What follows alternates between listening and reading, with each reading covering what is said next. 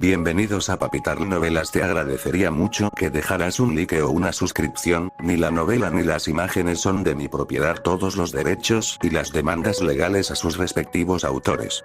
Recuerda que el contenido está adelantado en Patreon. Capítulo 1, Capítulo 1. Nueva piel. Capítulo 1. Nueva piel. Queens, Nueva York, 21 de julio de 2013, 6:47 am. La primera bocanada de aire me atravesó como si tragara fuego. Abrí los ojos de golpe. Un techo manchado de humedad se extendía sobre mí, con el yeso agrietándose desde una lámpara muerta en anillos de color marrón amarillento. No era mi techo. No era mi habitación. No eran mis pulmones luchando por respirar un aire con un sabor extraño, más tenue, metálico, impregnado de polvo de un lugar desconocido. Me incorporé y el mundo se inclinó. Sábanas baratas de poliéster se pegaban a una piel que no me pertenecía. La electricidad estática silbaba contra brazos demasiado delgados, demasiado suaves, demasiado pálidos. Levanté las manos. Los dedos eran más largos que los míos. Más estrechos. Uñas mordidas hasta convertirse en medias lunas en carne viva, donde las mías siempre habían estado bien recortadas los domingos por la noche. Vale. Respira. Cuenta hasta 4. Ya sabes cómo hacerlo. Excepto que no sabía nada. Lo último que recordaba era la calle M en Georgetown, las 11:40 p.m., caminando de regreso a mi auto después de una reunión con una fuente en un bar cerca de la avenida Wisconsin. 2 whiskies en 3 horas. No estaba borracho, ni cerca. Daniel Whitfield no se emborrachaba en las noches de reuniones con fuentes. 12 años en el Washington Post me habían enseñado eso. Bajé de la acera entre 2 SUV estacionados, y los faros aparecieron de la nada. Las luces altas llenaron mi visión como soles gemelos. El impacto fue más un sonido que una sensación. Un crujido. Algo dentro de mi pecho se plegó hacia adentro, las costillas se doblaron alrededor de órganos que no estaban diseñados para ese tipo de fuerza. Luego, la ingravidez. El asfalto. Un sabor a monedas de 1 centavo y gasolina. Entonces nada. Luego esto. Bajé las piernas de la cama. El frío linóleo rozó mis pies descalzos, ásperos por la suciedad que se acumula en apartamentos donde nadie aspira. Un estudio del tamaño de un armario amplio, una cocinita encajada contra la pared izquierda, una puerta que probablemente daba a un baño, una ventana por donde se filtraba la luz gris del amanecer a través de unas cortinas que tal vez eran blancas durante la administración Clinton.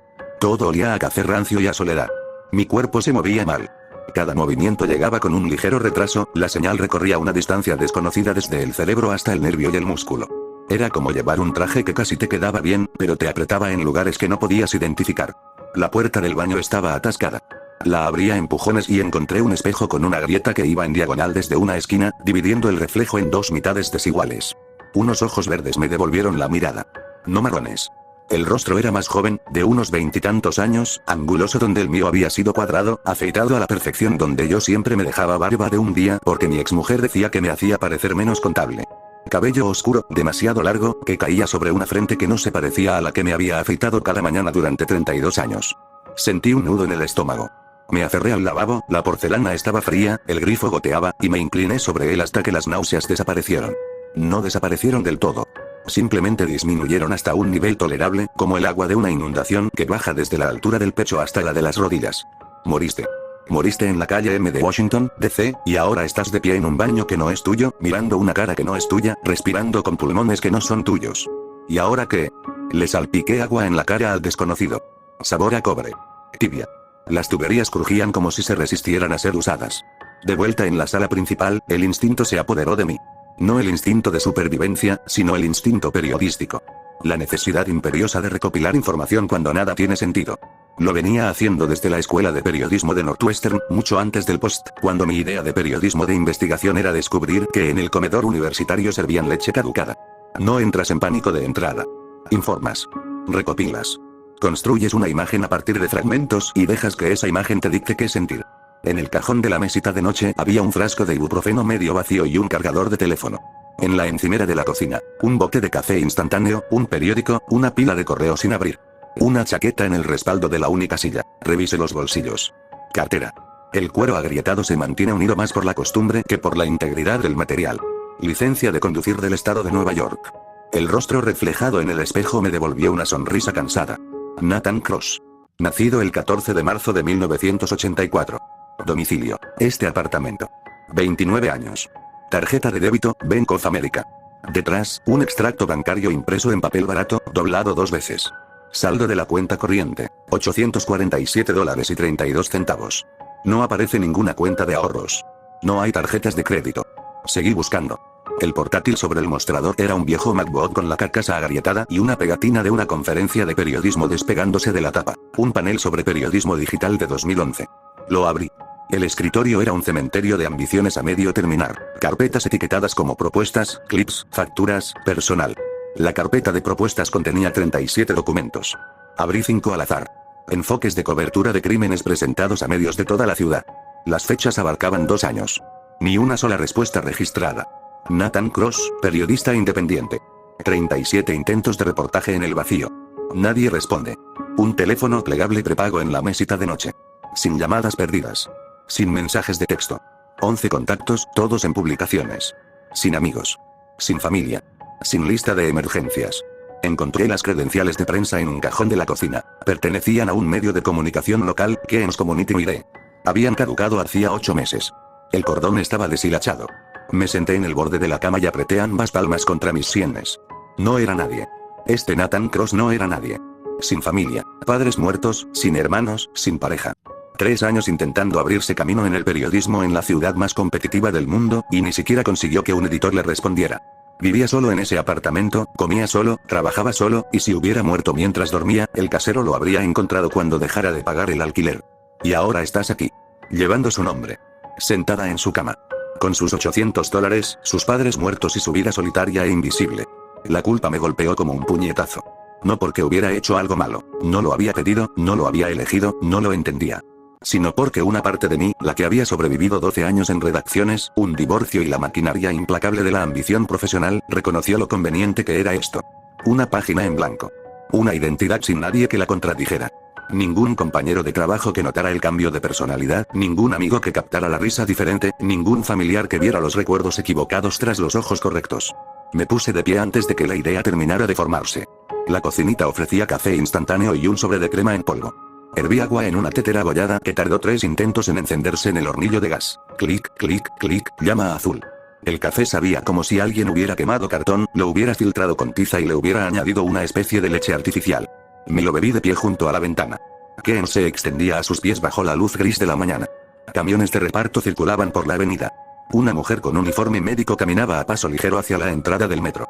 Un hombre con casco comía un plátano en una parada de autobús. La ciudad se movía al ritmo automático de las 7 de la mañana. Gente que iba al trabajo, a la escuela, a donde quiera que el día los llevara.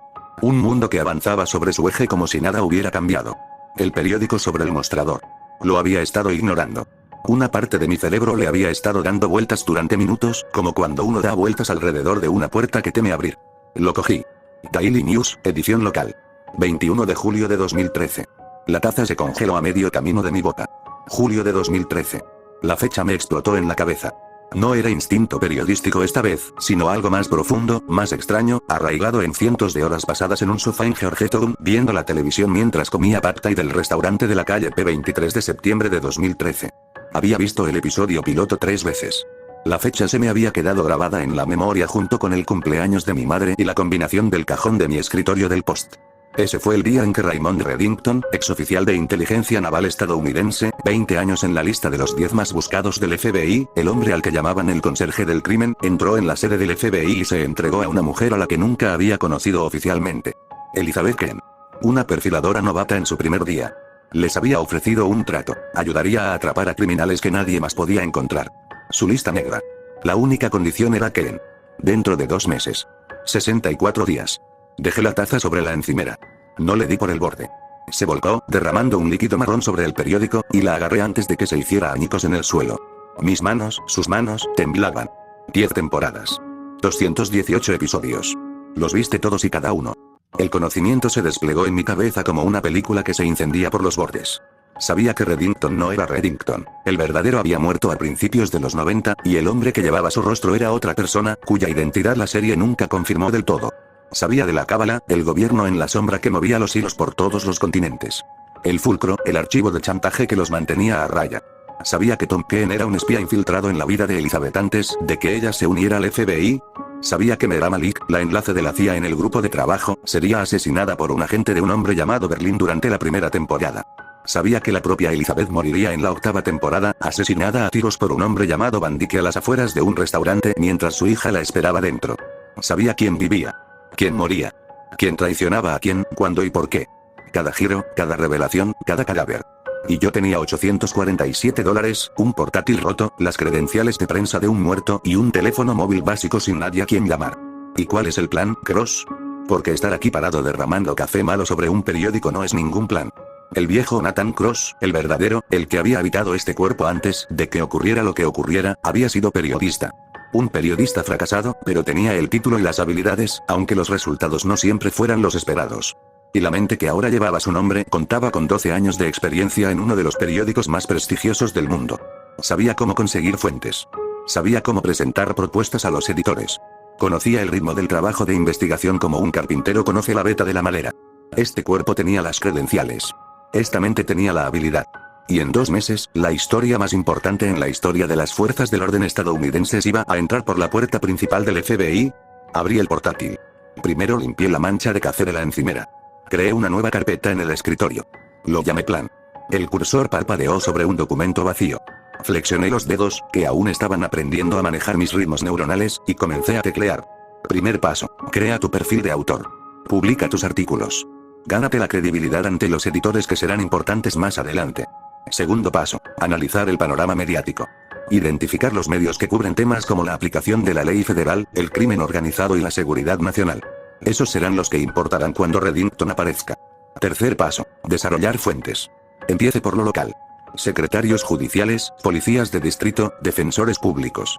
Personas de poca monta que saben hacia dónde fluye la corriente. Cuarto paso, sobrevivir.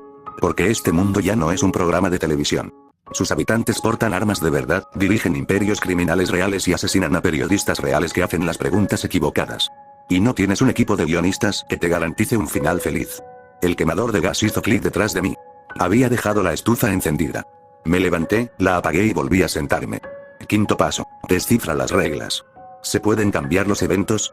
¿Es este el universo de la serie o algo similar? ¿Eres la única variable o el mundo cambió cuando llegaste? Sexto paso, hay algo más. Algo que aún no puedes explicar. Una presión detrás de los ojos, como una migraña que no llega a serlo. Un zumbido en el límite de la percepción, como tinnitus pero más grave, más rítmico. Lo has estado ignorando desde que abriste los ojos porque el reflejo en el espejo era un problema mayor. Pero está ahí. Y no desaparece. Dejé de escribir. Léelo de nuevo. 6 pasos. Los cimientos de algo. Aún no es un plan, sino más bien el esqueleto de un plan, a la espera de que se le dé forma, se concrete y se tomen las 1000 pequeñas decisiones que convertirán la intención en acción. El teléfono plegable estaba sobre la mesita de noche. Sin mensajes. Sin llamadas. Nadie se preguntaba dónde estaba Nathan Cross esa mañana, porque nadie se lo había preguntado en años. Guardé el documento. Cerré el portátil. Afuera, una sirena sonaba y se apagaba en algún lugar recóndito de Keynes, y la ciudad seguía su curso como si nada hubiera cambiado. Porque para todos los demás, nada había cambiado. Tomé las credenciales de prensa caducadas y las sostuve entre mis manos. Keynes Community miré. El cordón olía levemente a sudor y a ambición que nunca llegó a ninguna parte. 64 días. Y lo primero que necesitas es una firma. Tomé la computadora portátil, la billetera y el teléfono plegable. Metí las credenciales en el bolsillo trasero por costumbre. Me dirigí hacia la puerta. La cerradura se atascó. Tuve que mover la llave, un truco que la memoria muscular de mi cuerpo conocía aunque mi mente no, y la puerta se abrió con un crujido, dando a un pasillo estrecho que olía a aceite de cocina y arena para gatos. Primera parada. La biblioteca pública. Internet gratis, sin rastro de IP y sin que nadie pregunte por qué un periodista independiente estaba investigando su propia identidad. Capítulo 2, Capítulo 2. Los zapatos del hombre muerto. Capítulo 2. Los zapatos del hombre muerto. Biblioteca Pública de Keynes, Flushing, 22 de julio de 2013, 10:30 AM. La biblioteca olía a limpiador de alfombras industrial y a ese aire viciado que se había recirculado en el mismo sistema de climatización desde los años 90. Nathan encontró un terminal en el rincón del fondo, lejos de la sección infantil, donde la hora del cuento estaba generando un ruido ensordecedor, y se conectó con un pase de invitado que la bibliotecaria de la recepción le entregó sin levantar la vista de su sudoku. La noche anterior había dormido 4 horas. No era insomnio, simplemente su cerebro se negaba a desconectarse, repasando líneas temporales y contingencias, con ese zumbido sordo y persistente tras sus ojos que aún no podía explicar. El cuerpo pedía dormir. La mente no se lo permitía. Más tarde. Dormir es para quienes no llevan piel prestada. El navegador de la terminal pública se cargó a la velocidad de la indiferencia burocrática. Nathan se crujió los nudillos, una costumbre que ya estaba adquiriendo, y tecleó su nombre en la barra de búsqueda. Nathan Cross. Nueva York. Periodista. Los resultados pintaron un retrato en el espacio negativo. Lo que no estaba contaba la historia con la misma claridad que lo que sí estaba. Un perfil de LinkedIn con 42 contactos y una foto de perfil que parecía sacada de una cabina fotográfica de farmacia. Un título de periodismo de la SUNY, promoción de 2006. Una pasantía en un periódico del condado de Westchester, el Yonkers Herald, que cerró 4 meses después de empezar. Y luego nada. 3 años de intentos como freelance que casi no dejaron huella digital. Unos pocos artículos publicados en medios lo suficientemente pequeños como para no aparecer en la primera página de los resultados de búsqueda, un resumen de la delincuencia local, el perfil de un cartero jubilado, un breve artículo sobre quejas por ruido cerca de La Guardia. Indagó más a fondo. El archivo de correos electrónicos en la computadora portátil le había dado nombres. Las bases de datos de la biblioteca le dieron contexto. Thomas Cross, padre. Electricista del sindicato IBEU Local 3. Infarto a los 57 años, 2009. Ellen Cross, madre. Maestra suplente, Escuelas Públicas de Keynes. ¿Qué tal te gustó la novela? Recuerda que es un vídeo creado por Papitarl Novelas. Si el nombre del canal no es ese, me temo que estás consumiendo contenido pirata. Ven a nuestra página oficial y disfruta de este y mucho más contenido de calidad. Cáncer de páncreas, 2011. Sin hermanos. No figuraba ningún familiar en ninguno de los certificados de defunción. Nathan se recostó en la silla de plástico. Las luces fluorescentes del techo zumbaban a una frecuencia que se le clavaba en las sienes. Perdió a sus padres en un lapso de 2 años. 25 y 27 años. Sin red de seguridad después de eso. Solo un título universitario, un sueño y una ciudad a lo que no le importaban ninguno de los dos. La culpa resurgió. No la punzante de ayer, sino más difusa, como la niebla. Nathan Cross, el original, no había fracasado por falta de talento. Sus pocas obras publicadas eran competentes, a veces incluso brillantes. Había fracasado porque el talento sin contactos era como un barco sin velas en esta industria. Nadie le había enseñado a crear redes de contactos. Nadie le había presentado a editores en fiestas a las que no podía permitirse asistir. Había enviado propuesta tras propuesta al vacío porque no sabía que se suponía que al otro lado habría una persona que ya conocía su nombre. Y ahora estás aquí con 12 años de conocimiento sobre ese tema, y vas a usar su nombre para hacer lo que él no pudo. ¿Cómo te sientes con esa culpa, Whitfield? Cruz. Ahora eres Cruz. Ese es el trato. Borró el historial de búsqueda, una costumbre que venía del Post, donde le habían exigido mediante una orden judicial los registros de navegación en 3 casos diferentes que había cubierto, y abrió una pestaña nueva. Durante las siguientes 3 horas, Nathan trazó el panorama mediático de la ciudad de Nueva York como un general traza un mapa del terreno antes de una campaña. Clasificó los medios por categoría, alcance, enfoque editorial y apertura a la colaboración independiente. Las publicaciones nacionales, Times, Post, WSJ, eran fortalezas. Imposible acceder a ellas sin credenciales previas o una historia demasiado explosiva como para ignorarla. Los medios regionales, Gothamist, Village Voice, City y State, eran accesibles, pero competitivos. Y a nivel local, una constelación de plataformas digitales, blogs de barrio y publicaciones especializadas en crímenes que publicaban con rapidez, pagaban modestamente y servían como campo de pruebas para escritores desconocidos. Identificó 5 medios que solicitaban activamente cobertura periodística independiente sobre crímenes. 2 blogs, Metro Noir y Crime Weekly. 2 revistas digitales, Nick City Watch y Outer Borough Boys. Un semanario impreso, el Brooklyn Courier, que aún publicaba una columna sobre crímenes porque su redactor jefe tenía 63 años y creía que los periódicos debían cubrir los crímenes como Dios manda, con tinta, en papel, con una firma que se pudiera recortar para el refrigerador de tu madre. Nathan contrastó sus publicaciones recientes con los datos de las comisarías de la policía de Nueva York y las tendencias de las denuncias judiciales. Las deficiencias eran evidentes para alguien capacitado para detectarlas. Mucha cobertura sobre delitos violentos, tiroteos, apuñalamientos, el recuento diario de traumas urbanos. Casi nada sobre la infraestructura subyacente. Las cadenas de suministro. Los flujos de dinero. Las redes silenciosas que convertían actos criminales individuales en empresas sistemáticas. Ese es tu camino. El porqué detrás del qué. El mismo camino que seguiste en el Post. Redactó 3 correos electrónicos de presentación. Asuntos que captaban la atención sin exagerar. 3 frases cada uno. Problema, enfoque y resultado esperado. Cierres que generaban urgencia sin desesperación. Había aprendido esta fórmula de Margaret Chen, su primera editora en el Post, quien rechazó sus primeras 9 propuestas antes de aceptar la 10ª y luego le explicó con precisión que habían fallado en las 9 anteriores. El asunto de tu correo electrónico es una pregunta. Nunca le hagas una pregunta al editor. Dile lo que tienes.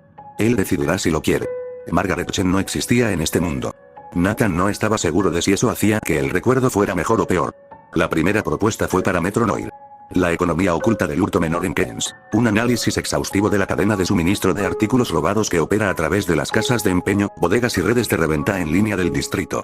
Lo suficientemente específico como para ser creíble. Lo suficientemente amplio como para ser interesante.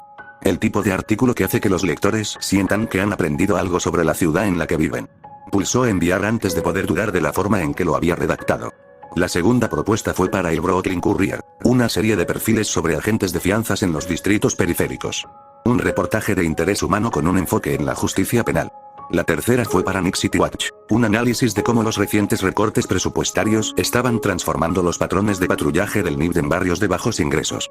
Un reportaje basado en datos, relevante para las políticas públicas, del tipo que compartieron grupos de defensa y personal del ayuntamiento.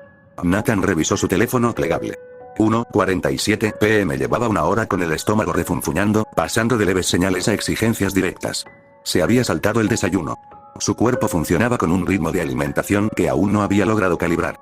Cerró la sesión en la terminal, le dio las gracias a la bibliotecaria, quien respondió con un gruñido que podría haber sido de reconocimiento o de indigestión, y caminó 3 cuadras hasta una bodega en la avenida Roosevelt. El interior era un estrecho camión lleno de estantes para aperitivos y bebidas energéticas, presidido por un hombre corpulento detrás de una mampara de plexiglas, que bajaba el periódico cuando sonaba el timbre de la puerta. ¿Habitual? El paso de Nathan vaciló. Apenas. Sí. Gracias. El hombre cogió un bocadillo de pavo del estante de los preparados sin mirar. Lo cobró. $4 exactos. Hoy te ves diferente, dijo el dependiente de la bodega, deslizando el sándwich por la ranura. ¿Diferente en qué sentido? No lo sé, dijo entrecerrando los ojos. Es como si hubieras perdido una batalla contra tu propia vida. ¿Recibiste alguna buena noticia? Nathan logró esbozar una sonrisa que probablemente parecía más sincera de lo que realmente era. Algo así. Comió sentado en un banco al aire libre, observando el bullicio de la avenida Roosevelt con su gente de la tarde. El pan tenía un día de más. El pavo era procesado, con un sabor predominante a sodio y conservantes. Se lo comió hasta el último bocado porque $847 no dejaban margen para desperdiciar comida, y porque tenía un hambre voraz que sugería que su anterior dueño no había estado comiendo con regularidad. La callada. Eso eras para la gente de este barrio. La freelance que compraba el mismo sándwich y volvía a casa a escribir propuestas que nadie leía. 3 años así. Invisible. Su teléfono vibró en su bolsillo. Nathan casi deja caer el envoltorio del sándwich. Notificación por correo electrónico. El teléfono plegable reenviaba los mensajes desde la cuenta del portátil, una función que el Nathan original había configurado, probablemente porque consultar el correo electrónico era lo más parecido que tenía a recibir un mensaje de texto de un amigo. D. Harris@metronoir.com. Asunto. Propuesta, economía de los pequeños hurtos. Nathan. Esto es justo lo que estábamos buscando. ¿Puedes tener 2000 palabras para finales de la semana que viene? Tarifa estándar, $75. Avísame. Jake Harris, editor, $75. En el post, eso no habría alcanzado ni para pagar la cuenta del bar después de una reunión con una fuente. Aquí, alcanzaba para la compra de alimentos durante 10 días. Nathan escribió una respuesta. Profesional. Agradecido sin servilismo. Confirmó la fecha límite. Le dio a enviar. Guardó el teléfono en el bolsillo y se quedó un momento asimilando la sensación. No era un triunfo. Más bien, era como el satisfactorio clic de un engranaje que se acopla tras haber girado suelto. La máquina empezaba a moverse. Esa noche pasaron 3 horas más en el apartamento. Nathan trabajaba en la mesa de la cocina, con la luz fluorescente del techo zumbando como una mera resistencia a la existencia. Creó una hoja de cálculo con contactos de prensa, nombres de editores, formatos de correo electrónico, calendarios de publicación, tarifas de freelance. La estructura organizativa de una carrera que estaba construyendo con piezas sueltas y conocimientos robados. El teléfono volvió a vibrar a las 18:14. D. editorial@nicitywatch.com. Asunto. Propuesta, análisis del presupuesto del NIB. Señor Cross. Sus muestras son mejores de lo que esperaba según su historial de publicaciones. Propuesta aprobada. 1500 palabras, tarifa de $120. Fecha límite, 15 de agosto. Se adjunta el resumen. 2 encargos en un día. Ambos remunerados. Ambos factibles. Y el segundo editor había notado algo que Nathan no había considerado: la diferencia entre el escaso currículum del Nathan Cross original y la calidad de las propuestas de alguien que había trabajado durante más de una década en redacciones nacionales. Las muestras que Nathan había enviado eran lo mejor del trabajo original, pero las propuestas en sí mismas transmitían una seguridad y una sofisticación estructural que no se correspondían con su trayectoria. Cuidado. Ya estás dejando huellas dactilares que no pertenecen al hombre cuyo nombre estás usando. Aceptó la segunda asignación. Guardó los contactos de ambos editores. Actualizó el documento plan con los plazos y los entregables. Luego se sentó en la oscura cocina, había apagado la luz del techo porque le estaba dando dolor de cabeza, que podría deberse a las bombillas fluorescentes o al persistente zumbido detrás de los ojos que tenía desde que se despertó el día anterior y que aún no desaparecía, y se quedó mirando el brillo de la pantalla del portátil reflejado en el cristal de la ventana. 2 propuestas aceptadas. 2 artículos publicados próximamente. 2 editores que ya conocen tu nombre. No es mucho. Es una base. Y dentro de 63 días, vas a necesitar toda la credibilidad que puedas acumular de aquí a entonces. El zumbido pulsaba. Débilmente. Como una máquina en modo de espera, aguardando la señal adecuada para activarse. Nathan cerró el portátil y se fue a la cama. No durmió hasta 2 horas después. Estaba agotado. Su mente ya corría hacia septiembre. Capítulo 3, capítulo 3. Nivel de calle. Capítulo 3. Nivel de calle Jackson Heights, Keynes, 28 de julio de 2013, 15:15. Marcus Webb llegó con 22 minutos de retraso, y Nathan empezaba a calcular el punto en el que llegar tarde se convertía en no venir. Se apoyó en un parquímetro en la avenida 37, con los brazos cruzados, observando cómo Jackson Heights desfilaba ante él en su corriente dominical de la tarde. 2 mujeres discutían en Indy frente a una tienda de saris. Un niño en bicicleta zigzagueaba entre coches aparcados con la confianza desquiciada de alguien que nunca había sufrido un accidente. El olor a comino, gases de escape y asfalto recalentado se elevaba de la calle en oleadas tan visibles que parecían brillar. 22 minutos. Nathan había estado contando porque eso le impedía golpearse el muslo, un tic nervioso con el que su cuerpo venía precargado y que estaba intentando eliminar, porque los tics delataban y delataban era un lastre en el tipo de mundo al que se preparaba para entrar. Había encontrado a Marcus a través de los expedientes judiciales. 3 arrestos por receptación de bienes robados en 4 años, todos desestimados o reducidos a delitos menores con pena cumplida. Las resoluciones contaban una historia. Marcus era lo suficientemente útil para alguien como para que sus casos se esfumaran antes del juicio. No era un pez gordo. Un intermediario. El tipo de persona que conectaba a los desesperados con los oportunistas y se llevaba un porcentaje por la presentación. Nathan se puso en contacto con él a través de una defensora pública llamada Carla Reyes, a quien había llamado sin previo aviso mientras investigaba para el artículo de Metro Noir. Ella mencionó a Marcus como alguien que entiende cómo funcionan realmente las cosas en el distrito. Esas fueron sus palabras exactas. A Nathan le gustaban las fuentes que pensaban en términos de sistemas, en lugar de incidentes aislados. Un hombre salió de la estación de metro de Roosevelt Avenue. Corpulento, de unos 30 y tantos años, llevaba una gorra de los Knicks calada hasta las cejas, con la cara ya sudando por el calor de julio.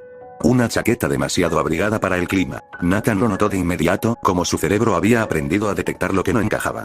No era un arma oculta. Probablemente llevaba los bolsillos llenos de mercancía. O simplemente era un hombre que se sentía vulnerable, sin nada que lo protegiera del mundo. Cruz. Marcus. Gracias por venir. Camina conmigo. Se pusieron al unísono y se dirigieron hacia el norte por la calle 37. Nathan sacó una libreta de bolsillo y un bolígrafo. No era una grabadora. Las grabadoras cambiaron la forma en que la gente hablaba, los volvieron cautelosos, teatrales, conscientes de que estaban siendo archivados. Las libretas eran analógicas. Una fuente podía ver lo que escribías y sentir que tenías el control sobre el registro. Así que quieres saber sobre las compras, dijo Marcus. No miró a Nathan mientras hablaba. Sus ojos seguían la acera, los coches, las puertas. Quiero entender la infraestructura. Alguien roba un teléfono en Midtown el lunes. Para el viernes, alguien lo está comprando en una furgoneta en Astoria. Quiero saber qué sucede en los días intermedios. Depende del teléfono. Depende de quién lo haya tomado. Dame un ejemplo típico. Marcus le dio más que eso. Durante los siguientes 20 minutos, mientras recorría lentamente los bloques residenciales detrás de Roosevelt, describió la estructura del hurto menor en Keynes con la precisión objetiva de un gerente de logística que explica las operaciones de la cadena de suministro. Los ladrones, en su mayoría adictos que necesitaban dinero rápido, algunos semiprofesionales que se centraban en aparatos electrónicos específicos y sabían qué modelos tenían valor de reventa. Los compradores de primera etapa que operaban desde bodegas, barberías y trastiendas de apartamentos, pagando entre 10 y 15 centavos por dólar en efectivo, sin preguntas ni papeleo. Los intermediarios como el propio Marcus que reunían el inventario, lo clasificaban por categoría y estado, y lo distribuían a los revendedores de segunda etapa. Los revendedores que borraban los dispositivos, reinstalaban el firmware, reempaquetaban los productos y los anunciaban a través de plataformas en línea, mercadillos y una red de tiendas minoristas que aceptaban aparatos electrónicos reacondicionados sin verificar su procedencia. Nathan escribía en taquigrafía, un sistema personal de abreviaturas que había desarrollado en el post y que, para cualquiera que no fuera él, parecía una receta médica. Marcus era una buena fuente. Un pensador organizado. Hablaba con estructura, no con anécdotas. El tipo de persona que había cartografiado su propio mundo porque comprenderlo era lo que le permitía sobrevivir en él. Lo que se suele pasar por alto, dijo Marcus, deteniéndose en un paso de peatones, es que esto no es caos. La gente cree que los pequeños hurtos son aleatorios. Que los drogadictos roban lo que sea. No es así. Hay toda una cadena de suministro. Organizada. Distribuida. Eficiente. ¿Quién lo dirige? Marcus se quedó callado. El semáforo peatonal cambió. Cruzaron la calle. Tras dar 3 pasos en la siguiente manzana, volvió a hablar. Nadie lo dirige. Esa es la clave. Es algo orgánico. Sin jefes, sin estructura. Solo un montón de gente que llegó a las mismas conclusiones de forma independiente. Está editando.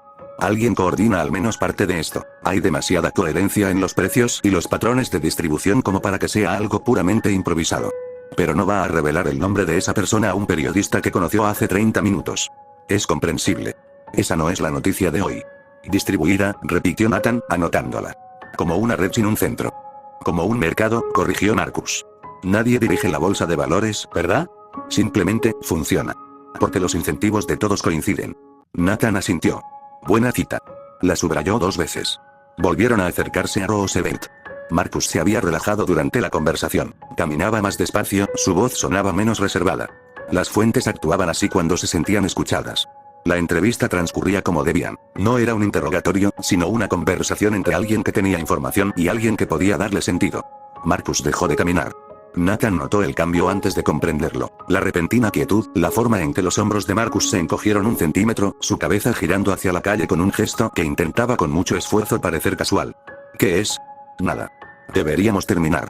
Nathan siguió la mirada de Marcus. Un sedán oscuro estaba estacionado al otro lado de la avenida, a unos 18 metros de distancia. Cristales tintados.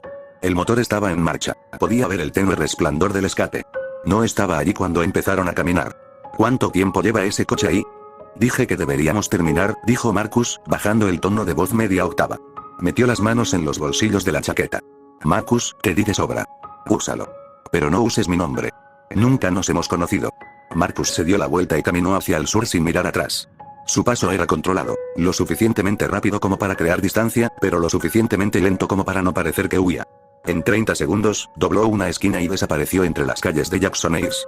Nathan permanecía de pie en la acera con su cuaderno abierto y el bolígrafo aún en la mano.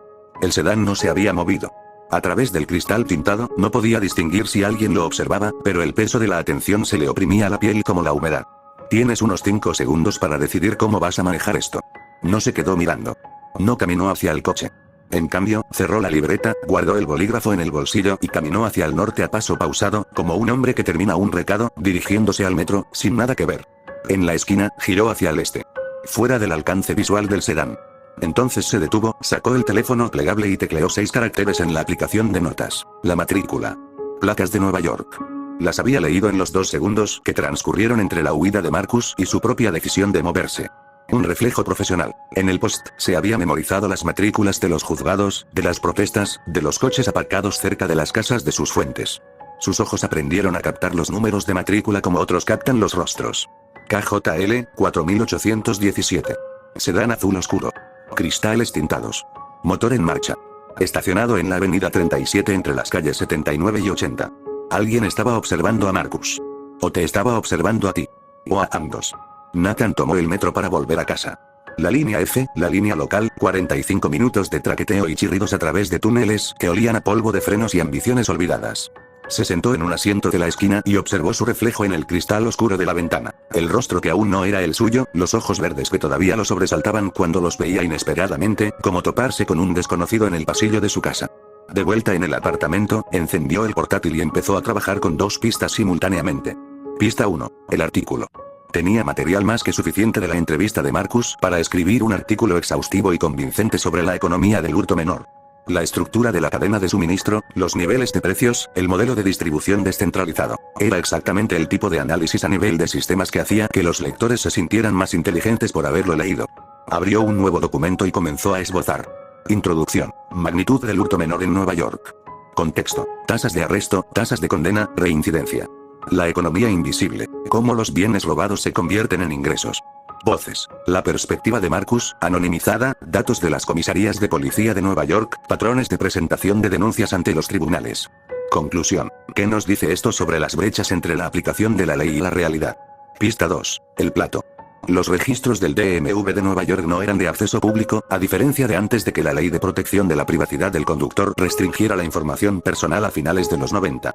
Sin embargo, la información de registro de vehículos era accesible mediante varios métodos alternativos que Nathan conocía de su época en el Post. Bases de datos de seguros con herramientas de búsqueda públicas. Registros de flotas corporativas que incluían a los propietarios de vehículos cuando estos eran entidades comerciales en lugar de particulares. Registros de propiedad que cotejaban las direcciones de los agentes registrados con las direcciones de registro de vehículos. Me llevó 90 minutos y un nivel de gestión de pestañas del navegador que le habría provocado una migraña a cualquier persona normal. La matrícula KJL 4817 estaba registrada a nombre de una empresa llamada Easbrook Logistics LLC, constituida en Delaware. Su domicilio social se encontraba en Wilmington, un servicio de registro masivo que Nathan reconoció como utilizado por miles de empresas fantasma. No tenía oficina física en Nueva York ni presencia web visible. No figuraba ningún empleado en ninguna base de datos pública a la que pudiera acceder. Empresa fantasma. El coche que había asustado a Marcus estaba registrado a nombre de un fantasma. Nathan se recostó en la silla. La luz del techo zumbaba. Le dolía el cuello de haber estado encorvado sobre el portátil durante 2 horas. Le ardían los ojos. El estómago se le resistía de nuevo. No había comido nada desde una varita de granola al mediodía, y ya eran casi las 8 de la noche. Esto ya no es una historia de hurto menor.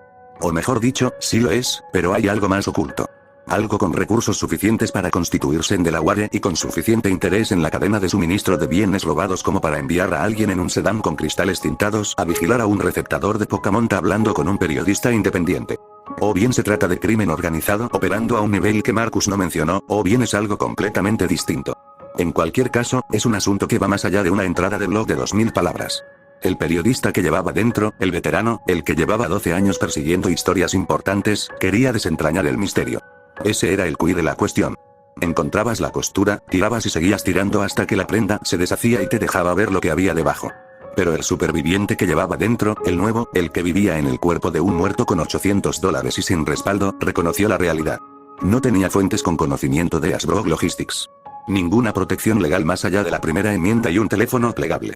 Ningún editor lo suficientemente poderoso como para brindarle cobertura institucional si el dueño de ese sedán decidía que un periodista independiente en Keynes era un problema que valía la pena resolver. Guárdalo. Escribe el artículo sin la empresa fantasma. Publica el artículo según lo planeado.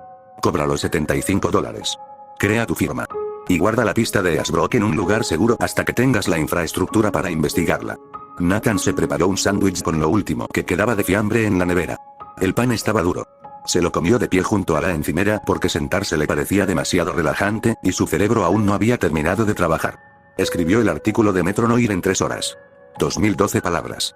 Limpio, conciso, estructurado como le había enseñado Margaret Chen. Un titular que atrapaba, un párrafo clave que contextualizaba, un desarrollo que se construía, un final que resonaba.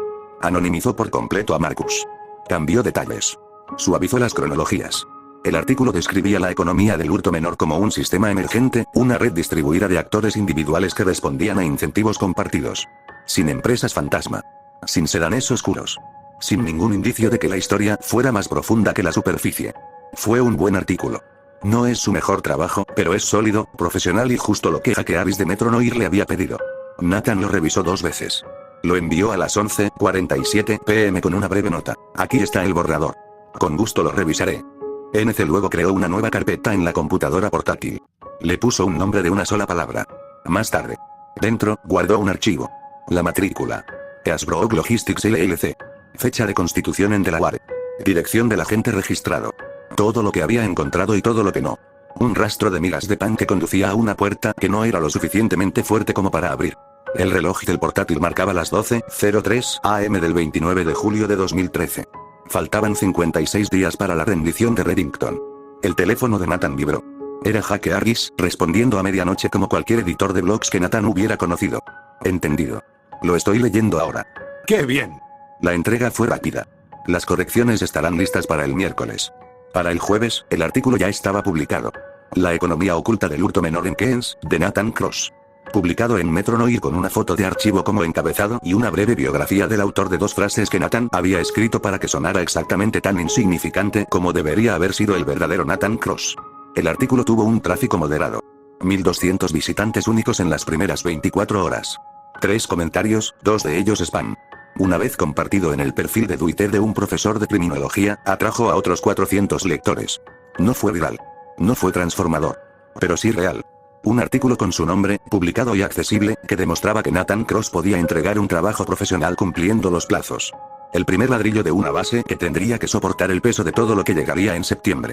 Nathan marcó el artículo como favorito. Guardó una copia en PDF. Lo añadió a su carpeta de recortes. Luego abrió el informe del programa Nick City Watch y comenzó a esbozar el presupuesto del Departamento de Policía de Nueva York, NYPD. Fecha límite: 15 de agosto.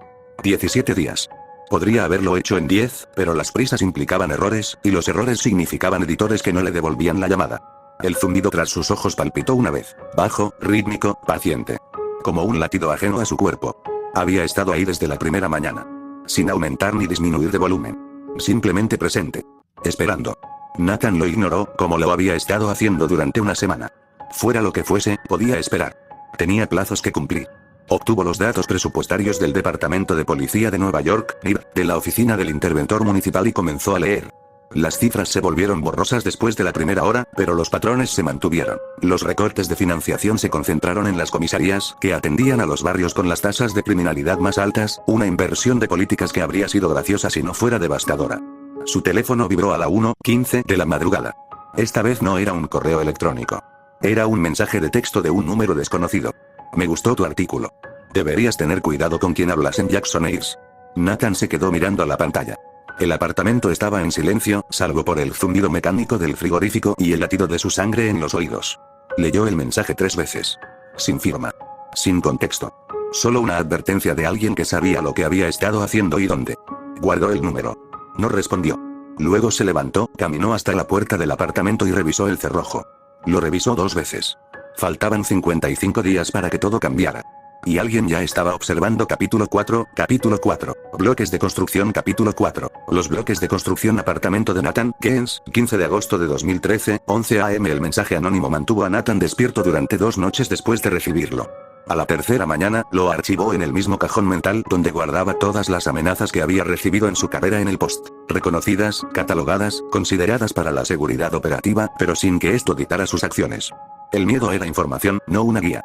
Margaret Chen se lo había dicho durante su primer año, después de que el abogado de una farmacéutica llamara a la redacción y prometiera destruirlo profesionalmente.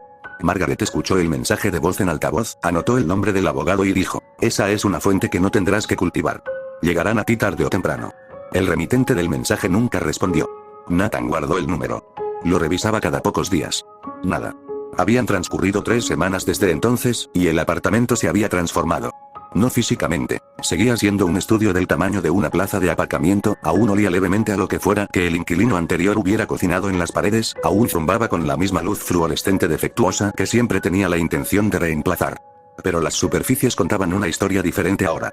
Sobre la mesa de la cocina había un MacBook nuevo en una funda protectora, comprado por $899 en la tienda de electrónica reacondicionada de Northern Boulevard, el mayor gasto de su nueva vida. Junto a él, un teléfono inteligente cargando con un cable que por fin llegaba al enchufe sin el adaptador que había estado improvisando durante semanas. En la pared encima del escritorio, un calendario impreso con las fechas marcadas con bolígrafo rojo y las fechas límite de entrega de artículos escritas en una taquigrafía que solo él podía leer. Nathan estaba sentado con las piernas cruzadas en la cama, con el portátil apoyado en las rodillas, revisando su carpeta de recortes de prensa. 8 artículos publicados en 4 medios diferentes en 25 días. Los contaba como un carpintero cuenta las juntas terminadas, no con orgullo, sino con la satisfacción profesional de ver cómo los materiales se transforman en estructura. El artículo de Metro Noir sobre hurtos menores fue el primero. 1200 lectores en la primera semana, un académico lo compartió y 3 comentarios que no eran spam. Modesto. Luego, el análisis de Nick City Watch sobre los recortes presupuestarios del NIB tuvo un impacto mayor. Fue retomado por las cuentas de Twitter de 2 empleados del ayuntamiento y citado en una reunión de la Junta Comunitaria en el Bronx. El perfil de Brooklyn Courier sobre fianzas se publicó como una serie de 2 partes después de que el editor solicitara una ampliación. Un cuarto medio, Gotham Crime Report, se puso en contacto con él tras leer el artículo de Metro Noir, ofreciéndole una columna recurrente sobre justicia penal en los distritos periféricos por $150 por entrega. 8 artículos. 4 puntos de venta. $2.400 ganados después de impuestos y el bocadillo diario de pavo del dependiente de la bodega, que Nathan había empezado a considerar un gasto operativo en lugar de una comida. Había gastado estratégicamente. El MacBook reemplazó la vieja reliquia que había sido la única herramienta profesional del Nathan Cross original. El teléfono inteligente reemplazó el teléfono plegable, brindándole correo electrónico en cualquier lugar, una cámara decente y acceso a bases de datos que el teléfono plegable no podía mostrar. Nuevas credenciales de prensa, independientes, autoemitidas, pero formateadas y plastificadas profesionalmente en una copistería de la calle principal. Una tarjeta Metrocard con crédito suficiente para cubrir 3 meses de viajes en metro. Un buen par de zapatillas para correr, compradas después de que el primer par de zapatillas con las que intentó correr le provocara ampollas que le supuraron durante 2 días. Correr. Ese fue el otro cambio. Nathan cerró el portátil y flexionó las pantorrillas. Los músculos protestaron, no por el dolor agudo de una lesión, sino por la profunda molestia de los tejidos que se estaban reconstruyendo para convertirse en algo que no habían sido antes. El Nathan Cross original había sido sedentario como solo un autónomo neoyorquino sin seguro médico podía serlo. Demasiado pobre para un gimnasio, demasiado ocupado para hacer ejercicio, demasiado agotado por la rutina de los rechazos como para invertir en un cuerpo que solo lo llevaba de un escritorio a la cama. El nuevo Nathan Cross corría todas las mañanas a las 5. No muy lejos. El primer intento terminó tras medio kilómetro con los pulmones ardiendo y la vista borrosa. 2 semanas y media después, podía correr 3 kilómetros antes de que su cuerpo le exigiera parar. No era impresionante, ni mucho menos. Pero era mejor. Los pulmones se expandían con más facilidad. Las piernas se movían con menos esfuerzo. Y correr le daba algo que el escritorio no podía. Un recordatorio diario de que ese cuerpo ahora era suyo, que podía moldearlo, que el hombre que estaba construyendo no tenía por qué estar limitado por el nombre que llevaba. Abrió una pestaña del navegador que había mantenido abierta durante 3 días. Google Maps, oficina del FBI en Washington, 601 4 TH Street NW, Washington, D.C. El edificio se ubicaba en la zona de Judiciary Square, un bloque de hormigón y vidrio que se parecía a cualquier otro edificio federal del distrito, diseñado para proyectar autoridad a través de la arquitectura, lo que en la mayoría de los casos significaba que era feo y difícil de fotografiar bien. Nathan lo había estado estudiando como un general estudia un terreno antes de una batalla. Vista satelital. Vista de la calle. Negocios cercanos. Conexiones de transporte. Radio de camino. Líneas de visión desde los edificios adyacentes. La cafetería justo enfrente de la 4A calle que le daría una vista despejada de la entrada principal. El estacionamiento una cuadra al sur donde podría guardar un auto si alquilaba uno. La estación de metro, Judiciary Square en la línea roja, a 3 minutos a pie de la entrada este del edificio. 39 días. 23 de septiembre de 2013. La fecha había estado presente en su pecho como un segundo latido desde que abrió los ojos en este apartamento. Cada mañana, el primer pensamiento consciente, la cuenta regresiva. Cada noche, el último, lo que aún no había hecho. Había preparado 3 historias de portada para su presencia en Washington después de Cristo ese día. La primera y más sencilla, periodista independiente cubriendo la sección de tribunales federales, en la zona para una audiencia de sentencia en el juzgado Everett Prettyman, a 2 manzanas de distancia. Audiencia real, caso real, había consultado el calendario judicial. La segunda, investigando un soplo sobre el aumento de la actividad del FBI en el distrito, lo suficientemente vago como para resultar plausible. La tercera, solo si la cuestionaban directamente, trabajando en un artículo sobre protocolos de seguridad en edificios federales, un reportaje ligero para una revista de arquitectura que en realidad no existía, pero cuyo nombre podía inventarse en 20 minutos. Ninguna de ellas funcionará si alguien verifica tus credenciales. Pero nadie lo hará. No el primer día. El primer día es un caos. Sabía cómo sería el 23 de septiembre. Lo había visto desarrollarse en la televisión en otra vida, condensado en 45 minutos de drama en horario estelar. Raymond Reddington entrando al vestíbulo del edificio del FBI, quitándose el sombrero y dejándolo en un banco. La rendición teatral. Agentes del FBI inundando la escena con las armas desenfundadas. La confusión inmediata. ¿Por qué se entrega el criminal más buscado de Estados Unidos? ¿Qué quiere? ¿Y quién es Elizabeth Kane? Pero la televisión lo comprimió todo. En realidad, si esto era real, si algo de esto podía considerarse real, la rendición generaría horas de confusión, disputas jurisdiccionales y caos informativo. Y en medio del caos, un periodista independiente con una cámara y la posición adecuada podría recopilar material que las cadenas, desesperadas por conseguir unidades móviles y personal de peluquería y maquillaje, pasarían por alto. Nathan cerró la pestaña del navegador. Abrió un documento que había titulado Enfoque. Fase 1. Observa. Documenta. Fotografía. No te acerques a nadie relacionado con el FBI o red. Sé invisible. Sé una cámara con piernas. Fase 2. Escribir y publicar. Un relato de primera mano de la rendición de Reddington, centrado en los detalles que nadie más capta. Venderlo al medio más importante que lo acepte. Crear una firma que diga, este periodista estuvo allí cuando todo comenzó. Fase 3. Siga la cobertura. Rastree la formación del grupo de trabajo. Identifique a los jugadores. Liz Ken. Harold Cooper. Donald Ressler. Meera Malik. El nombre de Meera en la pantalla lo detuvo por un instante. Reconoció su rostro por la serie. Ojos oscuros, rasgos marcados, la postura controlada de alguien entrenado para compartimentar sus emociones. Enlace de la CIA asignado al grupo de trabajo de Reddington. Profesional, reservada, letal cuando era necesario. Asesinada en la primera temporada por el agente de Berlín, con un cuchillo en un estacionamiento, una muerte que, si bien servía a la trama, resultaba gratuita incluso a través de la pantalla del televisor. Ella morirá dentro de unos 8 meses. Si no haces nada. Nathan apretó la mandíbula. Borró la idea antes de que se convirtiera en un plan. Los planes requerían infraestructura. La infraestructura requería tiempo. Y el tiempo era el único recurso que no podía fabricar. El televisor de la esquina, una pantalla plana de 13 pulgadas que el Nathan original probablemente había comprado en una tienda de segunda mano, estaba sintonizado en CNN en silencio. Nathan le echó un vistazo mientras estiraba las pantorrillas. Un teletipo de noticias se desplazaba por la parte inferior. Atentado en centro comercial de Nairobi, varias víctimas. El ataque al centro comercial Westgate. Septiembre de 2013. Recordó las imágenes de su vida anterior. Hombres armados moviéndose por los pasillos, compradores escondiéndose tras los escaparates volcados. Este no era un caso de la lista negra. Pero en ese momento sucedían otras cosas en el mundo que sí se convertirían en casos de la lista negra. Ranko Zamani, el disidente georgiano convertido en terrorista, estaba en algún lugar planeando el ataque que coincidiría con la rendición de Reddington. El freelancer operaba en Montreal. Wu Jin dirigía operaciones de inteligencia desde una embajada en Washington. Después de Cristo, la maquinaria de la primera temporada de la serie ya estaba en marcha, los engranajes se acoplaban, y Nathan podía ver el plan. Y no puedes detener nada de eso. Todavía no. No tienes el acceso, los contactos ni la credibilidad para entrar en un edificio federal y decir, sé lo que se avecina. Te meterían en una habitación y te harían preguntas que no podrías responder. Apagó el televisor. Se puso de pie. Le crujieron las rodillas. Tenía 29 años, pero se movía como si tuviera 40 en los días en que el entrenamiento era intenso. Sonó el teléfono. No el teléfono inteligente, sino el desechable que había comprado hacía una semana para comunicarse con su fuente, un dispositivo aparte con un número diferente que no se podía rastrear hasta el proveedor de servicios de internet de su apartamento. Cruz. Nathan, soy Jake. De Metronoil. Jake Avis hablaba como editaba, rápido, impaciente, ya a mitad de la siguiente frase antes de terminar la actual. Tu artículo sobre el robo sigue teniendo lectores. 6.400 en total. Quiero una continuación. ¿Qué ángulo? El lado humano. Tu primer punto fue la infraestructura. Quiero rostros. Un trabajador que quiera hablar. El dueño de una casa de empeños. Alguien al final de la cadena que compró una computadora portátil robada y no lo sabía, o dice que no lo sabía. Nathan se apoyó en la encimera de la cocina. La misión era sólida. Le permitiría mantenerse visible en el periodismo de sucesos sin tener que investigar pistas relacionadas con Sbrog Logistics, sedanes oscuros o mensajes de texto anónimos de personas que conocían su paradero. Puedo hacerlo. 2 semanas. 10 días. Vamos a estrenar una serie policíaca en octubre. Tú serías el protagonista.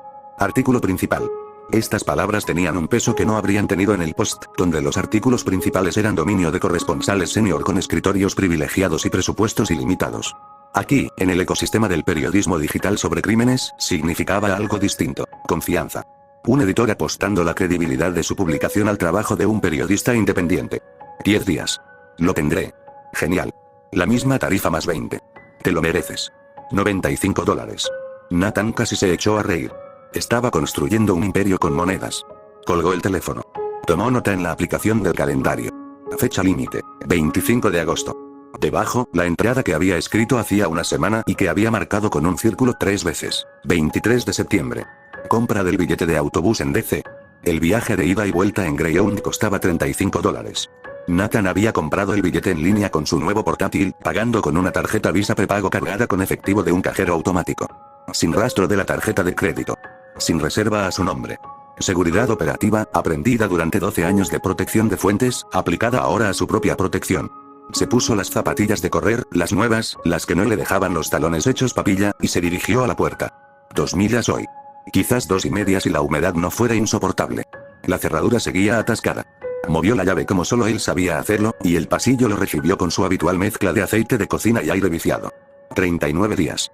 Y cuando empiece, necesitas ser más que un freelance con un teléfono inteligente y un billete de autobús. Necesitas ser el periodista que estuvo allí primero. El que vio lo que nadie más vio. El que hizo las preguntas que a nadie más se le ocurrieron. Porque después del 23 de septiembre, las preguntas se vuelven peligrosas. Y quienes no quieren respuestas empiezan a prestar atención.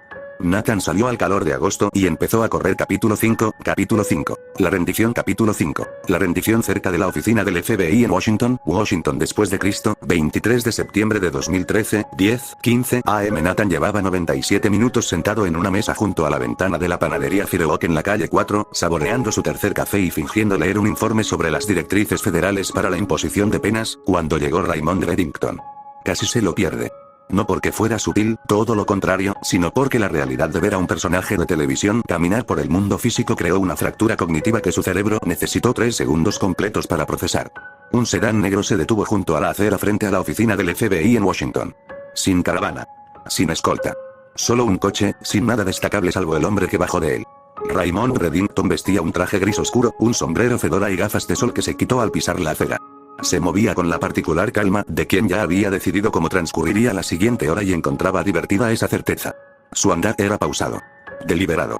Cada paso, dado con la precisión de un hombre que camina sobre un escenario diseñado por él mismo. La taza de café de Nathan se congeló a medio camino de su boca. Ahí está. El conserje del crimen. El número 4 en la lista de los más buscados del FBI. 20 años seguidos. Y camina hacia la puerta principal como si tuviera una reserva. Agentes federales aparecieron de lugares que Nathan no había detectado. Puertas, coches aparcados, la entrada del vestíbulo. Al menos 8, con las armas desenfundadas, formaban un perímetro al que Reddington entró con la misma naturalidad con la que un hombre entra en un restaurante. Se detuvo. Se quitó el sombrero. Lo dejó en un banco cerca de la entrada del edificio con un cuidado que sugería que costaba más que el alquiler mensual de Nathan. Luego se arrodilló. Con las manos detrás de la cabeza. Esa sonrisa, Nathan podía verla a 18 metros de distancia a través del escaparate de la panadería, la sonrisa de alguien que sabía exactamente qué tipo de caos estaba a punto de crear y lo disfrutaba. La mano de Nathan se movió automáticamente. Sacó el teléfono inteligente. La aplicación de la cámara ya estaba cargada. La tenía lista desde que llegó a las 7 de la mañana. Tomó 17 fotografías en 40 segundos, cada una encuadrada para capturar lo que las cámaras de televisión que llegarían en minutos no podrían. La expresión en el rostro de la gente que se acercó primero a Reddington. El instante en que las rodillas de Reddington tocaron el cemento. Los peatones en la acera de enfrente que se detuvieron, con las tazas de café suspendidas en el aire, tratando de comprender lo que veían. Los agentes rodearon a Reddington como el agua que llena un molde. Desapareció dentro del edificio. El sombrero se quedó en el banco.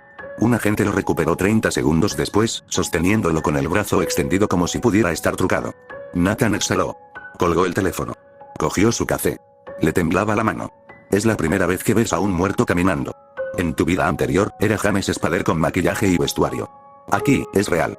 Los trajes son reales. Las armas que le apuntan son reales. Y en algún lugar dentro de ese edificio, Elizabeth Kane está a punto de tener el peor primer día de trabajo en la historia del empleo federal. En 10 minutos, la calle se transformó. 2 furgonetas de noticias aparecieron en la calle 4, una de NBC Washington y otra de una filial local, con sus antenas parabólicas desplegadas como flores mecánicas que seguían el movimiento del sol. Una tercera furgoneta, sin distintivos, se estacionó ilegalmente cerca de la esquina y de ella bajaron 2 personas con credenciales de prensa que corrieron hacia la entrada del edificio antes de ser detenidas por un agente uniformado que había salido del interior. Nathan se quedó en la panadería. Pidió un cuarto café, $7 con impuestos, la cafeína más cara de su vida, y observó cómo se organizaba el circo mediático con la precisión desapasionada de quien estudia un experimento controlado. Las cadenas obtendrían las tomas generales, las declaraciones oficiales, los titulares que anunciarían. Última hora. El fugitivo más buscado del FBI se entrega. Obtendrían declaraciones de portavoces y exagentes. Obtendrían paquetes de gráficos y debates a pantalla dividida sobre lo que significaba todo aquello. Lo que no conseguirían era lo que Nathan ya tenía, las 17 fotografías que capturaban los 90 segundos previos al inicio del circo. El momento espontáneo. El detalle humano. El sombrero sobre el banco. Sacó una libreta de bolsillo y escribió mientras las imágenes aún estaban frescas en su memoria. 10:17 AMR se quita el sombrero. Lo coloca en el banco del lado este de la entrada. Trató el sombrero con más cuidado que su propia libertad. ¿Actuación? ¿O sinceridad? Ambas. 10:17 minutos, 30 segundos. Primer agente se acerca. Placa visible, FBI SWAT. El agente vaciló. Un segundo. Entrenado para acercarse a sospechosos armados, pero algo en la postura de R, la calma, provocó una pausa. R sonrió. El agente apretó el arma. Entonces R se arrodilló. 10:18. Testigos civiles, al menos 12 en la acera este. 3 con teléfonos grabando. Una mujer con un abrigo azul dejó caer su bolso. Nadie la ayudó a recogerlo. Todos observando. 10:19. R entra al edificio. Sin resistencia. No se intercambian palabras, visiblemente. Entró como si volviera a casa. Nathan cerró el cuaderno. Miró el reloj. Faltaban 40 minutos para la audiencia en el juzgado de Prettyman, que servía de tapadera. Tenía tiempo. La conexión de datos del teléfono era lenta, wifi público de la panadería, pero lo suficientemente rápida como para enviarse las fotografías por correo electrónico como copia de seguridad. Redactó un mensaje de texto a Diane Rawlings, la editora senior de Nick City Watch, quien se había convertido en su fuente de información más fiable durante el último mes. Ya llevaba 4 artículos publicados con ella. Respondió a sus correos electrónicos el mismo día, lo que en el periodismo independiente era como un juramento de lealtad. Diane, estoy en el lugar de los hechos, en la oficina del FBI en Washington. Después de Cristo acaba de producirse una entrega de alto perfil. Tengo fotografías exclusivas previas a la llegada y observaciones de testigos presenciales. ¿Te interesa un artículo de entrega rápida? 1200 palabras, en exclusiva para ti. Nathan Cross lo envió y esperó. Los demás clientes de la panadería habían notado el alboroto afuera. Una mujer con traje de negocios pegaba la cara a la ventana. 2 hombres con corbata discutían sobre si las sirenas que habían oído antes estaban relacionadas. Nathan se tomó su café y dejó que su mente hiciera lo que mejor sabía hacer, organizarse. Lo que tú sabes y nadie en esta panadería sabe. Reddington se entregó por Elizabeth Kent. Va a ofrecer al FBI una lista de criminales de los que nunca han oído hablar. Va a insistir en trabajar específicamente con Ken, y nadie entenderá por qué durante 8 temporadas. Él no es Raymond Reddington. El verdadero Reddington lleva muerto más de 20 años. Este hombre es un impostor que se hace pasar por una leyenda, y el sombrero que dejó en ese banco probablemente costó más que todos los secretos que está a punto de vender. Lo que puedes escribir, un relato en primera persona, como testigo presencial. Los detalles. La atmósfera. Las preguntas que cualquier observador perspicaz se haría. ¿Quién es este hombre? ¿Por qué ahora? ¿Qué quiere? Puedes plantear las preguntas sin dar respuestas, porque son las respuestas las que te hacen peligroso. Su teléfono vibró. Diane Rawlings, 38 segundos después de su mensaje. Un nuevo récord. Nathan, ¿estás bromeando? Sí. 1500 palabras. Borraré la página principal.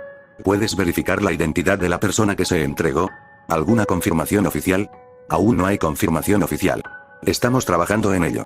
Pero la respuesta, equipo SWAT del FBI, al menos 8 agentes, furgonetas de prensa ya llegando, demuestra que no se trata de una broma ni de un turista despistado. Presente su solicitud antes de las 6 p.m. Le reservaré el espacio.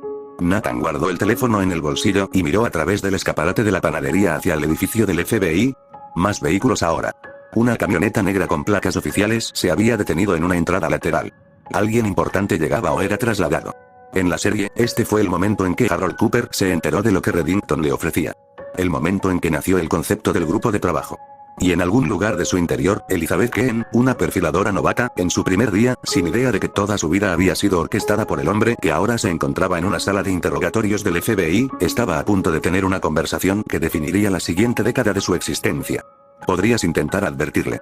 Averigua quién es, ya lo sabes, y envíale un mensaje anónimo. Tu marido no es quien dice ser. El hombre detenido sabe más de ti de lo que tú sabes de ti misma. ¿Y luego qué? Ella lo llevaría al FBI. Ellos lo rastrearían. Y en lugar de que Raymond Reddington fuera la persona más interesante del edificio, lo serías tú. Todavía no. No desde esta posición. Observar. Documentar. Construir. Nathan terminó su café, recogió sus cosas y salió de la panadería bajo el sol de septiembre. El aire era cálido y tenía esa particular mezcla de gases de escape y humedad del río que recordaba de su vida anterior. Su antigua ciudad. Calle diferente, cuerpo diferente, mismo olor. Se dirigió al juzgado para su cita de cobertura. Una audiencia de sentencia por un caso de fraude de nivel medio, lo suficientemente real como para justificar su presencia si alguien lo comprobara, pero lo suficientemente aburrido como para que nadie lo hiciera. Su credencial de prensa colgaba del cordón que llevaba alrededor del cuello. Periodista independiente, sección de sucesos. Siguiendo la noticia. De camino, pasó junto al banco donde Reddington había dejado su sombrero. Un técnico forense lo estaba fotografiando. El sombrero ya no estaba. Estaba embolsado, etiquetado y de camino a la sala donde se procesaba la entrega voluntaria más importante en la historia del FBI. El banco parecía común y corriente. Madera y hierro, atornillados al hormigón. Nathan se detuvo 2 segundos. Tomó una fotografía más. Luego siguió caminando. Pasó la tarde en el juzgado, viendo a medias una audiencia de sentencia mientras escribía el artículo sobre Reddington en su computadora portátil. Las palabras fluían rápidamente, como siempre sucedía cuando el material era impactante y el reloj marcaba el tiempo. Primero escribió sobre el silencio. Los 3 segundos entre que Reddington salió del auto y el primer agente desenfundó su arma. La forma en que la calle se había quedado en silencio, como si la ciudad misma reconociera que algo sin precedentes estaba ocurriendo. Escribió sobre el sombrero. La sonrisa. La gracia deliberada y teatral de un hombre que coreografiaba su propio arresto. No escribió sobre lo que sabía. Escribió sobre lo que había visto. El artículo llegó a manos de Diane Rawlings a las 4:47 p.m. desde una cafetería cerca de Union Station. Ella lo llamó 11 minutos después. Esto es bueno. Esto es realmente bueno, Nathan. El detalle del sombrero, ese tipo de cosas son las que hacen que la gente comparta un artículo.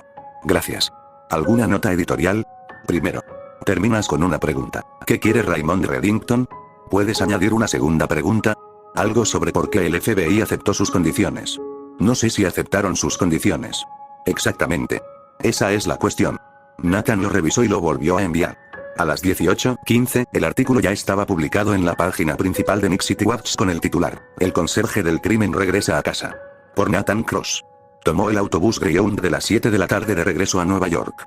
El autobús olía a asientos de vinilo y envoltorios de comida rápida, y el hombre sentado a su lado se durmió antes de que salieran del distrito. Nathan miró por la ventana como Maryland pasaba en la oscuridad y pensó en Rancho Zamani. Mañana. El caso Zamani comenzaría mañana, o poco después. El primer caso de la lista negra. Un atentado, un secuestro, la toma de contacto de Elizabeth Kane con la cruda realidad del acuerdo con Reddington. Morirían personas. Algunas ya estaban muriendo, de maneras que nadie fuera del nuevo grupo de trabajo del FBI comprendería durante días o semanas. Su teléfono vibró. Otra vez Diane. El artículo acaba de alcanzar las 4000 visitas. Es el artículo que más rápido se ha publicado. Fox News DC enlaza con nosotros. ¿De dónde saliste, Nathan Cross? Él respondió: Keynes. Luego cerró los ojos. El autobús retumbaba hacia el sur en la oscuridad, y Nathan se permitió sentir, durante exactamente 30 segundos, la pequeña y peligrosa satisfacción de estar justo donde tenía que estar en el momento justo. 30 segundos. Eso fue todo lo que se permitió. Luego abrió la computadora portátil y comenzó a leer todo lo que estaba disponible públicamente sobre los antecedentes penales de Reddington, preparándose para el siguiente artículo, el que plantearía preguntas más difíciles. El autobús cruzó la frontera hacia Nueva Jersey, y el horizonte de Manhattan apareció en el horizonte como una placa de circuito impreso colocada de canto, cada ventana iluminada un punto de datos en un sistema que Nathan apenas comenzaba a cartografiar. Te agradezco mucho que te tomaras el tiempo de ver la novela. Muchas gracias. Sin más, me despido. Que tengas una bonita mañana, tarde o noche, siervo del emperador.